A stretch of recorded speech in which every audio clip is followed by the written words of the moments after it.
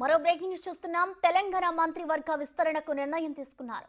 రేపు మంత్రివర్గ విస్తరణ ఉంటుందని తెలుస్తోంది. ఇదే అంశంపై రేపు సీఎం రేవంత్ రెడ్డి ఢిల్లీ వెళ్తున్నారు. కేబినెట్ లో తుది జాబితాపై హైకమాండ్ ఆమోదం తీసుకుంటారు. ఇప్పటికే మంత్రివర్గంలోకి తీసుకునే వారి పేర్లు దాదాపుగా ఖరారయ్యాయని తెలుస్తోంది.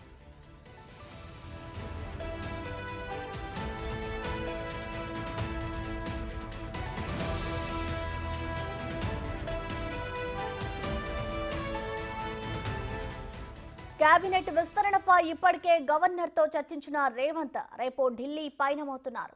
ఢిల్లీలో వరుసగా 5 రోజులు పార్టీ నాయకత్వంతో చర్చల తర్వాత కూర్పుపై కొలిక్కి వచ్చారు. ప్రస్తుతం మంత్రివర్గంలో 6గురికి అవకాశం ఉంది.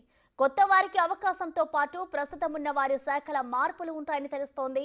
మహిళలకు హోంమంత్రి పదవి ఇవ్వాలని పార్టీ నిర్ణయం తీసుకున్నట్లు సమాచారం. దీంతో హోంశాఖను సీతక్కకు కేటాయించే అవకాశం ఉంది. ఇది దాదాపుగా ఖాయమైనట్లు తెలుస్తోంది.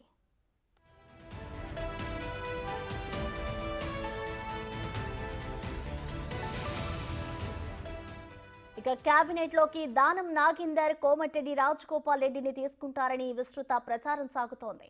నిజామాబాద్ జిల్లా నుంచి ఒకరిని కేబినెట్ లోకి తీసుకుంటారని చర్చ సాగుతోంది. ఇందూరులో సీనియర్ నేత సుదర్శన్ రెడ్డి పేరు ప్రముఖంగా వినిపిస్తోంది. రంగారెడ్డి నుంచి మల్రెడ్డి రంగారెడ్డిని కేబినెట్ లోకి తీసుకునే ఛాన్స్ ఉంది. ఇక వాకాటి శ్రీహరిని కూడా మంత్రి వర్గంలోకి తీసుకుంటారని సమాచారం. ఈ పేర్లపైన రేపు రేవంత్ ఢిల్లీ పర్యటనలో అధికారికంగా ఫైనల్ అవుతాయి.